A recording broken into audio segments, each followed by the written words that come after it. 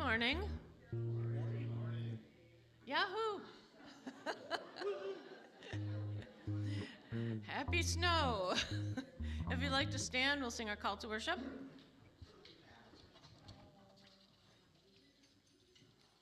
One, two, three, four. I've got joy, more abundantly. I've got joy.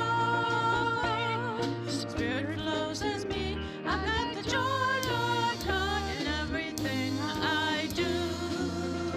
I've got joy, more abundantly. I've got peace, more abundantly. I've got peace. Spirit flows as me. I've got the peace of God in everything I do. I've got peace, more abundantly. I've got strength, more abundantly. I've got strength. Spirit flows as me. I've got peace of God in everything I do. I've got strength, more abundantly. I've got love, more abundantly. I've got love. Spirit flows as me. I've got the love of God in everything I do. I've got love, more abundantly. I've got joy, more abundantly. I've got joy. Spirit flows as me. I've got the joy of God in everything I do. I've got joy, more abundantly. I've got joy, more abundantly. I've got joy, more abundantly.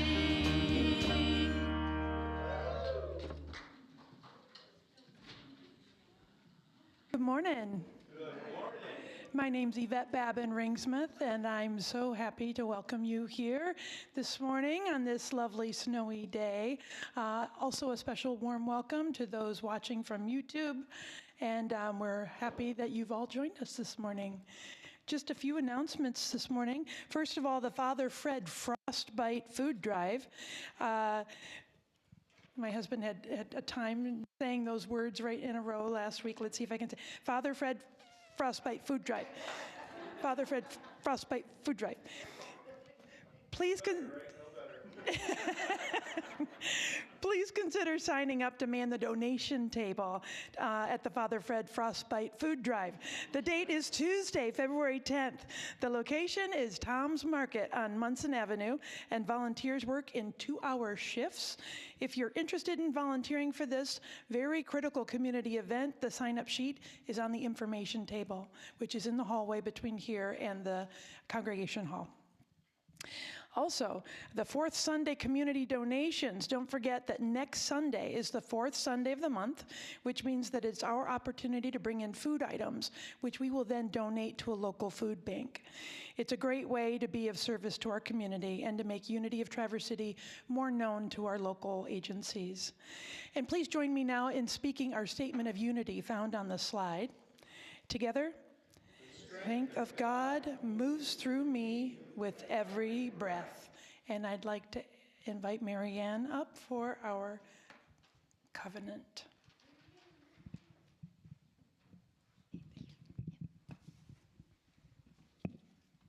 Good morning. Today is our Earth Care Sunday when we read our covenant and recommit to Mother Earth and all her inhabitants. One of Jane Goodall's most famous quotes is, "You cannot get through a single day without having an impact on the world around you. What you do makes a difference, and you have to decide what kind of difference you want to make." As we read our covenant this morning, let us be open to ways that we can each make a difference to bring more healing and peace to our planet. And it should be on the screen together. Our consciousness reveals all of creation is connected as one. As a people of faith, we commit to a renewed reverence for life and respect for the independent web of all existence. We envision a world where all beings are assured a secure and meaningful life that is ecologically responsible and sustainable. We agree to transform our individual and congregational lives into acts of moral witness, being harmful habits for new behaviors that demonstrate our respect for this harmony and interconnectedness. We declare our covenant with God to walk lightly upon the earth for the greatest good of all creation. And this month's Earth Care Action Step is an invitation to learn more about how our food choices affect the planet. Our card includes, I have the website and also a QR code that you can scan to A Well-Fed World. That's the name of the website, which is a global hunger relief and climate advocacy organization which champions the benefits of plant-based foods and farming to better nourish people, conserve natural resources, and reduce global warming, as well as protect animals.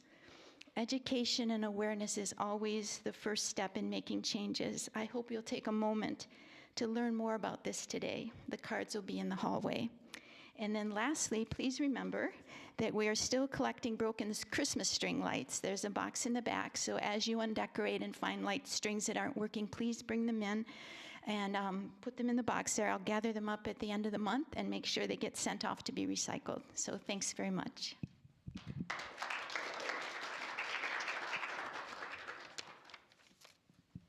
The grace chant is around, so we'll sing it once together, and then we'll sing it twice as around, and you folks on that side can sing with Libby, and you folks on this side can sing with me. And Libby will go first.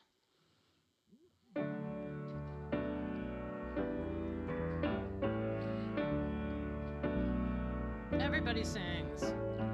Into thy hands I commit my spirit. Thy will is my will. Heal me at death so that I may glorify God. Reveal that which needs to be revealed. Heal that which needs to be healed so that I may glorify God. Into thy hands I commit my spirit. Thy will is my will. Heal me at depth so that I may glorify God. Into thy hands I commit my spirit. Thy will is my will. Heal me at depth so that I may glorify God.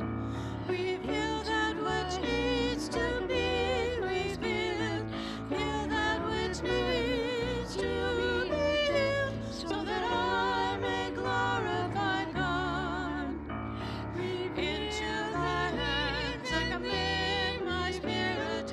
Thy will is my will. Heal me at depth, so that I may glorify God. Reveal that which needs to be revealed.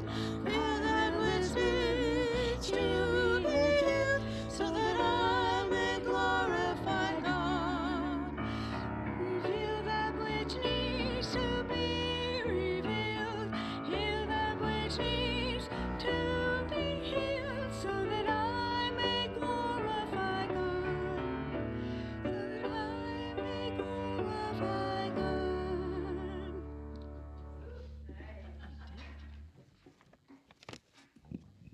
Lovely, thank you.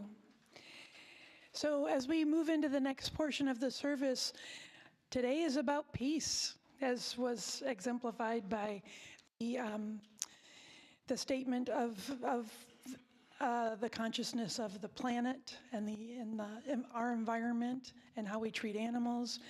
So let's begin by kind of setting the stage for our minds and our hearts in peace, and in our community in peace. And I'll begin by sharing the daily word for today, which is world peace. As I affirm peace, I help create a peaceful world. In 1964, Reverend Dr. Martin Luther King Jr. said, "It is not enough to say we must not wage war. It is necessary to love peace and sacrifice for it. We must concentrate not merely on the negative expulsion of war, but the positive affirmation of peace. Of course, I will work toward creating the kind of world I wish to see, investing my effort and energy to ending conflict, discrimination, and other kinds of negativity. But I also put my energy into creating harmony, cooperation, opportunity, and other positive outcomes. Today, I affirm that peace is dawning all over the world, blessing all people with warm feelings of cooperation and togetherness. I affirm peace is here, even as I strive to create it. And so I invite you now to just take a couple breaths, and as we move into meditation, relax back in your seats, but direct your attention up to the screens. We have a beautiful meditational video that's been curated by our Molly DeBell, and I hope you enjoy it.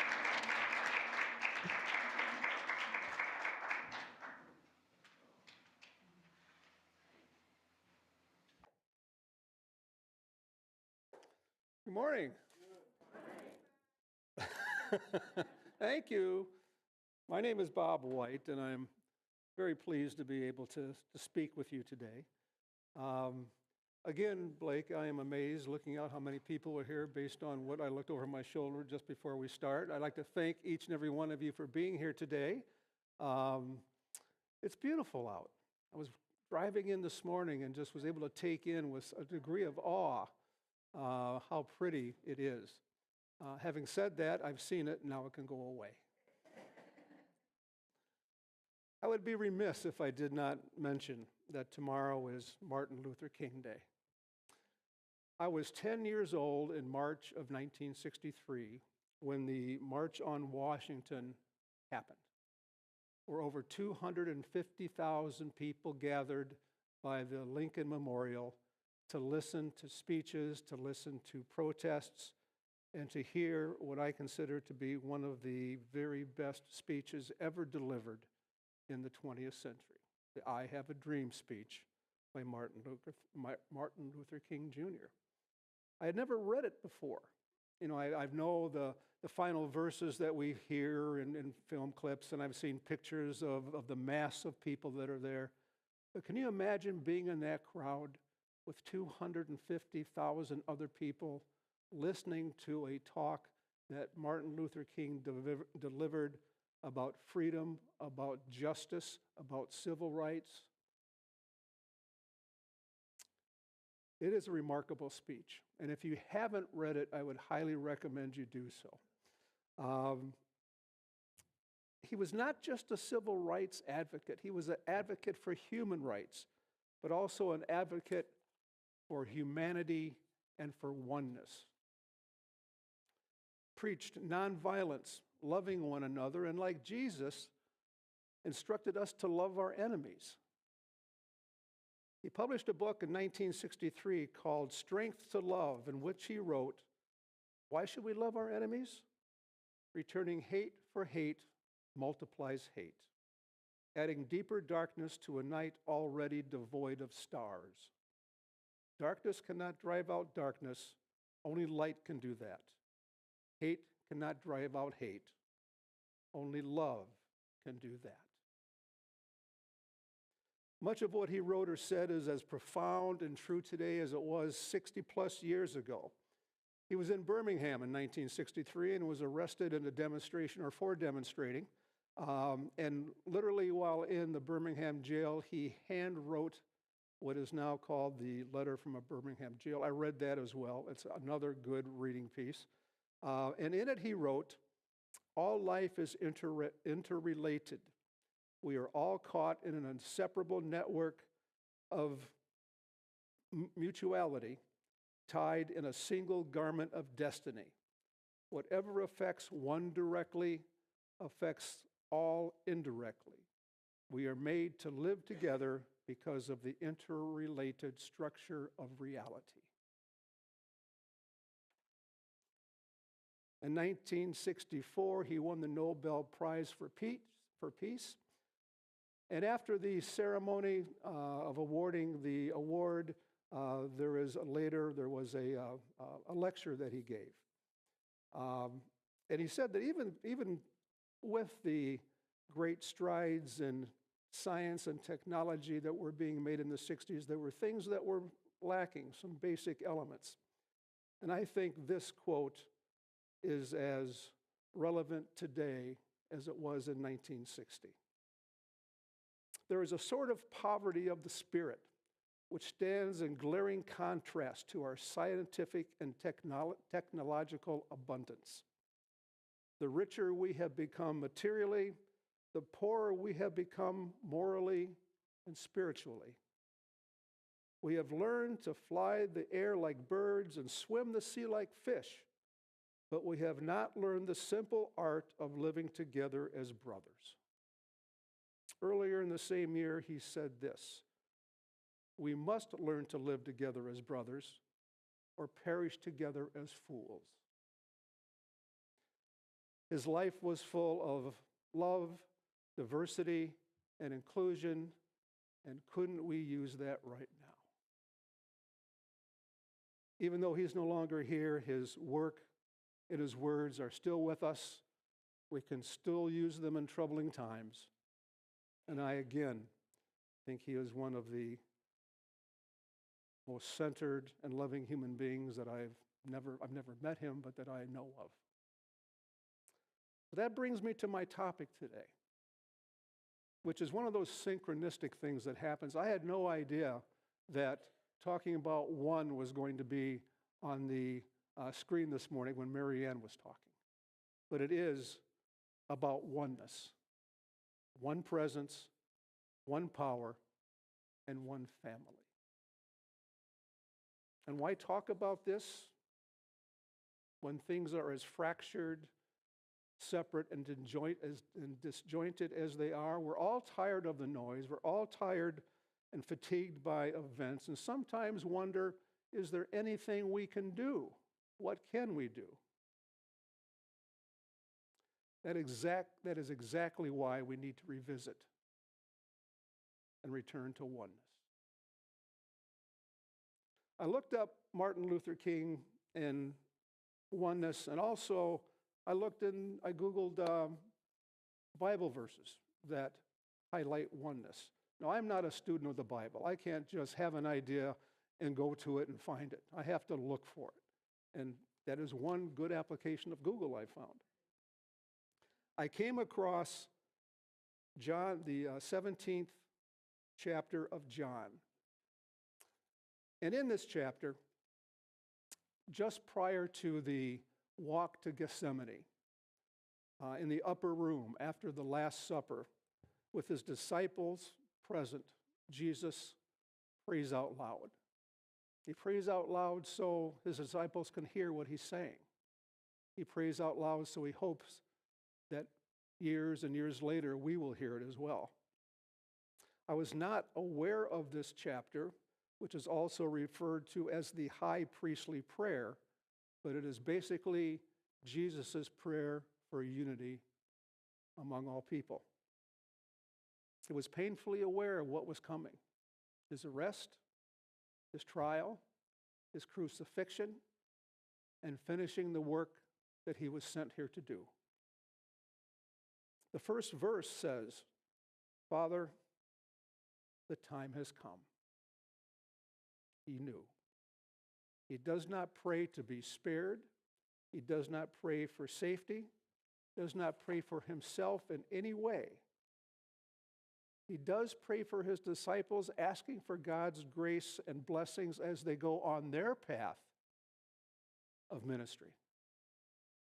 And as you may or may not know, all but one of those disciples were eventually killed, became martyrs because of their beliefs. Jesus says, "My prayer is not for them alone. I pray also for those who will believe in me through their message, that all of them may be one, Father, just as you are in me and I am in you. May they also be in us, so that they may be one as we are one, I in them and you in me, so that they may be brought to complete unity. Then the world will know that you have loved them even as you have loved me." I don't think I've ever heard a stronger statement of oneness and unity than that. It's not a prayer about salvation.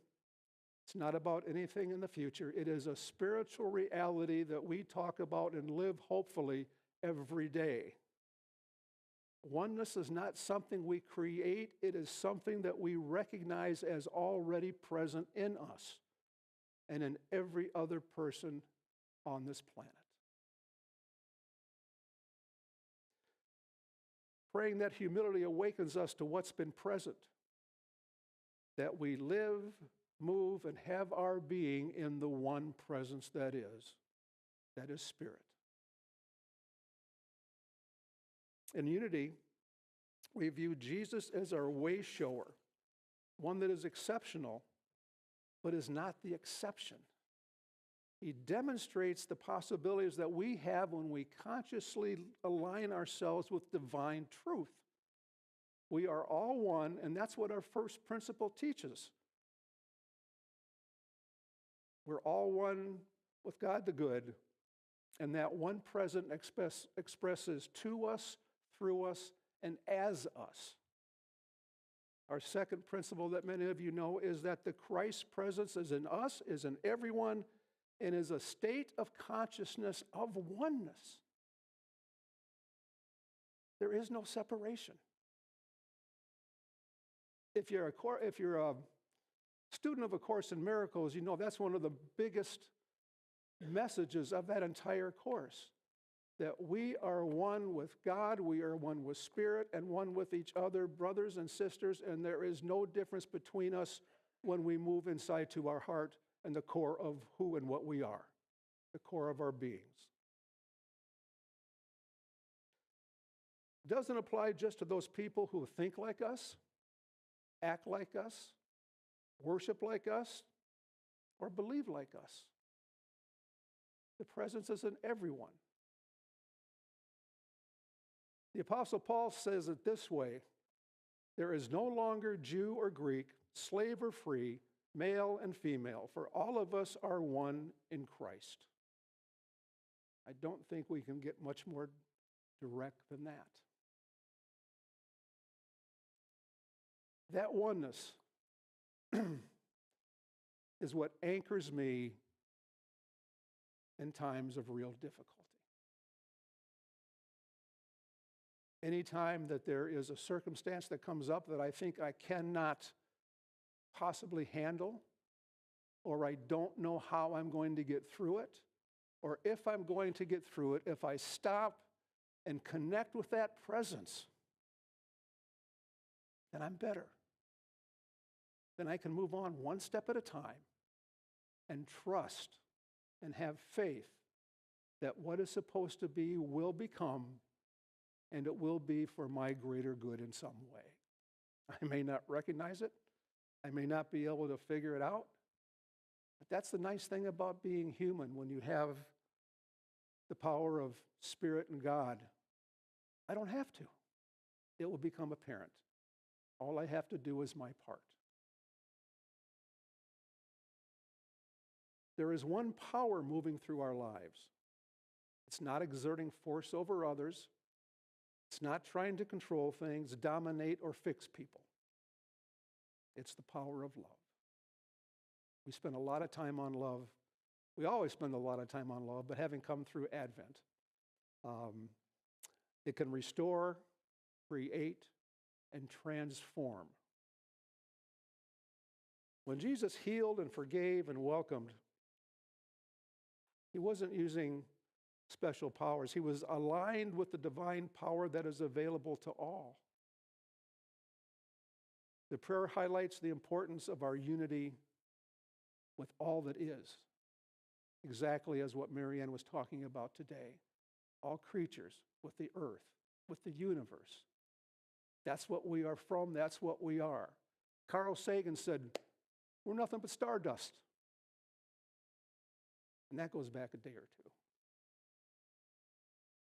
Division and diversiveness drain our awareness.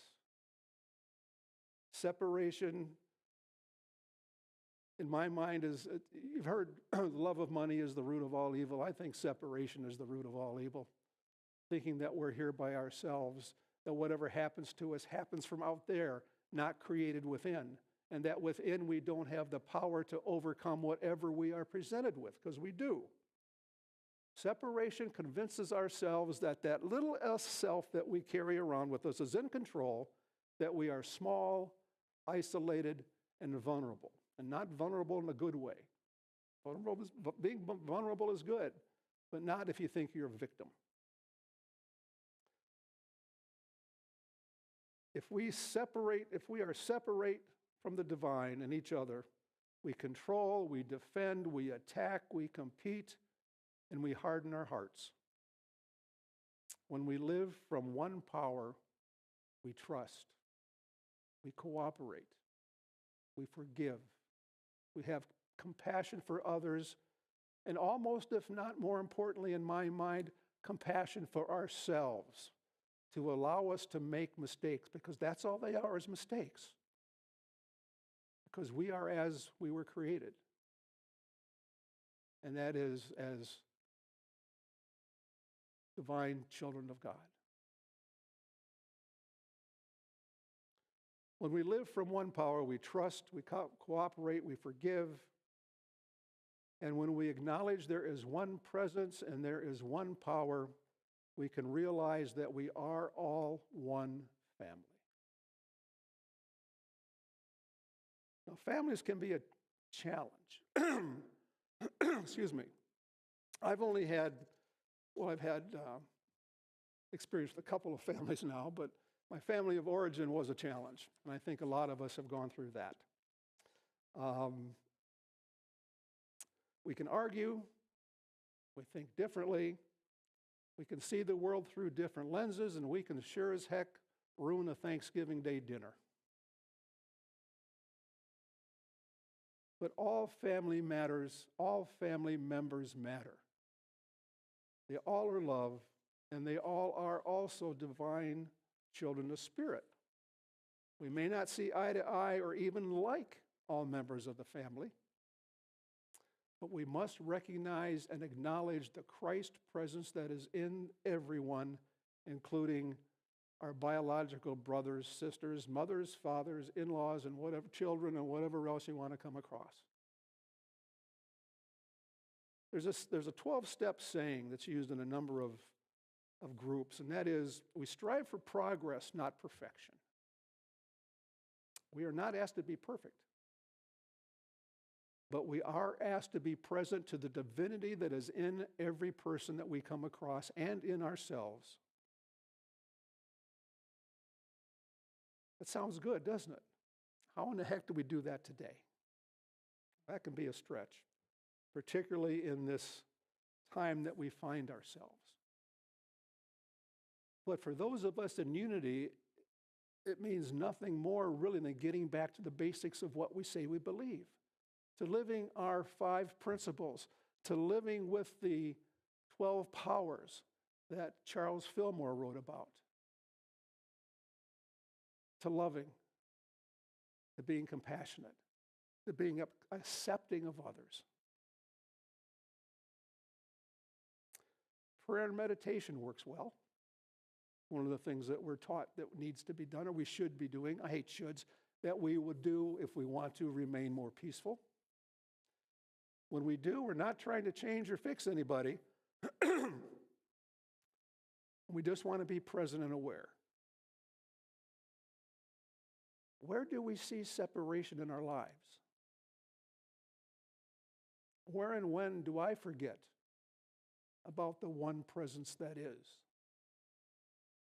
Where and when do I withhold sharing love and am I in my life, and when do I not act through the Christ presence within? And when we do realize that we're acting this way, the thing that we can do is be gentle and compassionate with ourselves and return to the truth of our being. That sounds easy, but I don't find it to be so all that often. This week,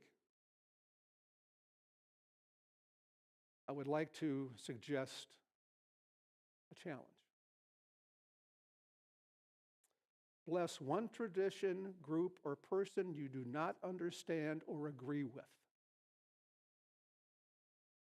Not to try to change anybody's mind, not to fix, and you don't have to agree with them.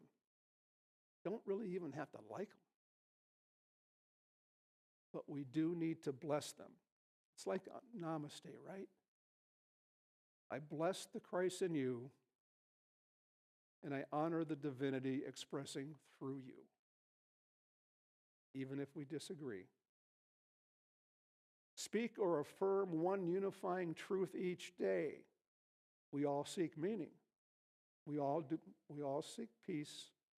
We are one family, and each of us is doing the very best we can right now with what we have to work with.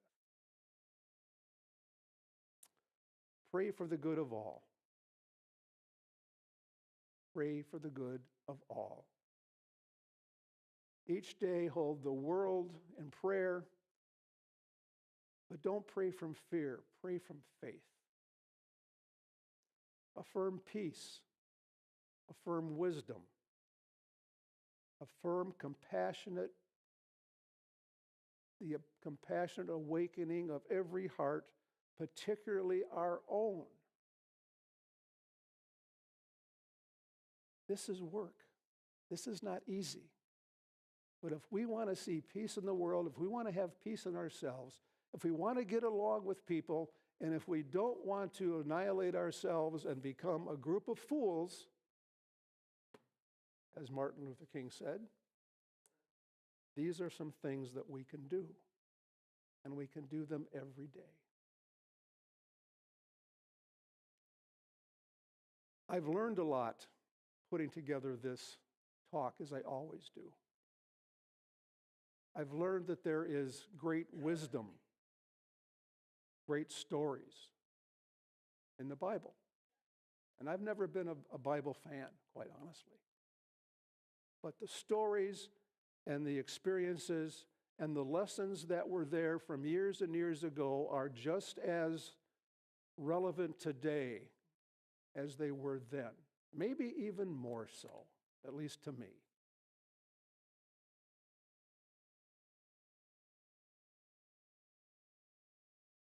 We live the world we think.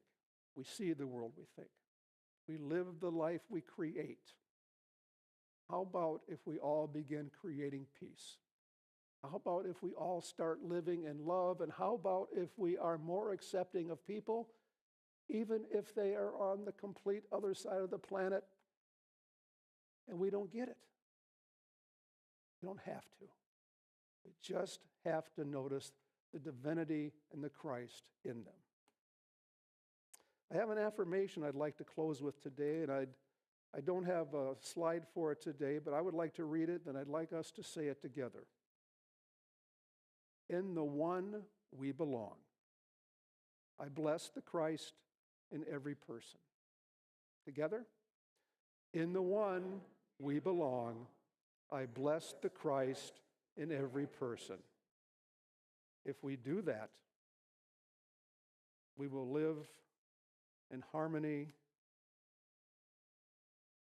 and with the one presence that is, with the one power that is, and recognizing that we are all one family on this planet.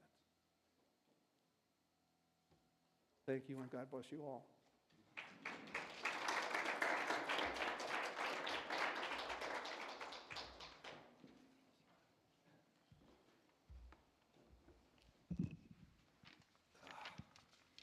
Thank you, Bob, for that. This is now our time of offering, a time to share our financial gifts with the ministry. And as children of a loving God, we live in the light of abundance. Deeply grateful for all that has been given and all that is to come, we embrace the good that God provides with joy and with thanksgiving. And you'll find the prosperity blessing on the slide together. God is the constant, unconditional, and unfailing source of good in my life. So it is.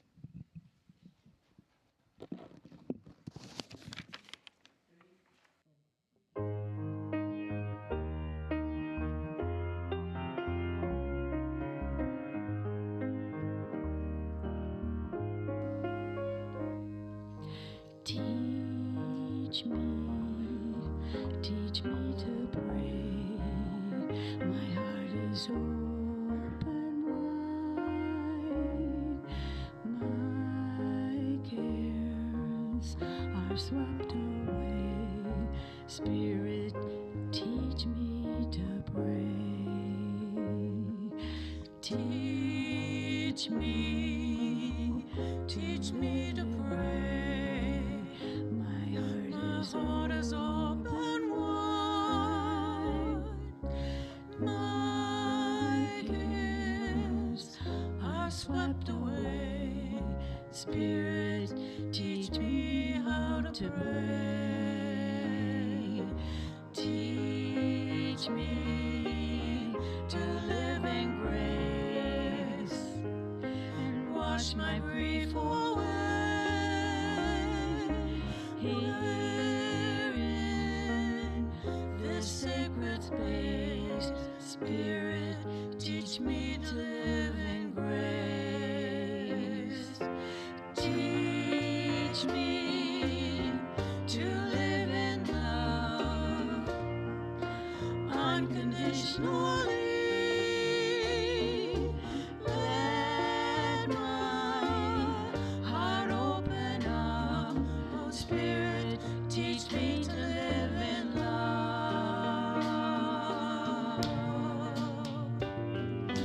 Lift me up in the light, in your holy way, knowing the time is right. Spirit, lift me in the light. Spirit, lift me in the light. Spirit, lift me in the light.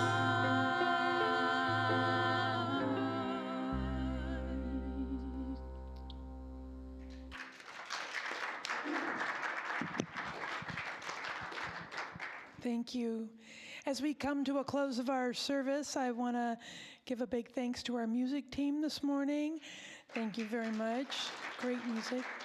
And also, of course, all of the volunteers that make all of this happen. There's folks in the back making coffee and getting snacks and things ready for us to enjoy back there. And of course, our ushers and greeters, thank you to all of you. Anyone who may be here for the first time, we do have some packets of information that are available from the ushers on the way out, if you'd like one of those.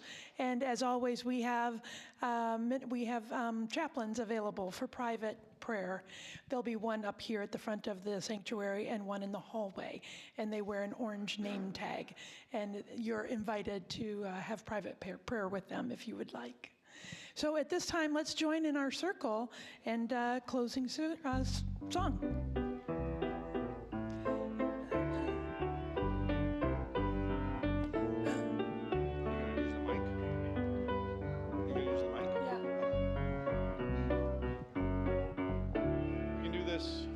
The easy way or the hard way?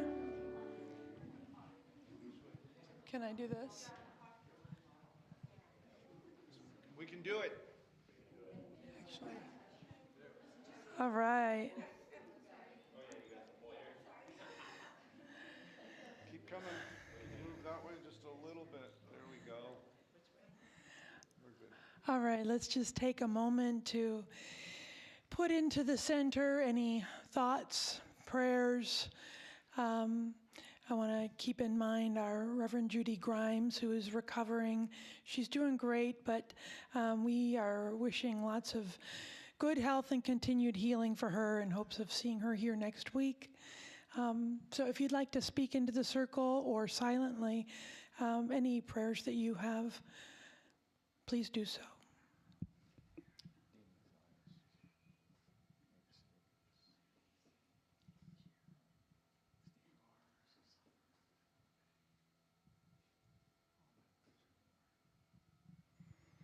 And we affirm these prayers and know that this is already done. And we are grateful. And let's speak together our prayer for protection together. The light of God surrounds us. The love of God enfolds us. The power of God protects us. And the presence of God watches over us. Wherever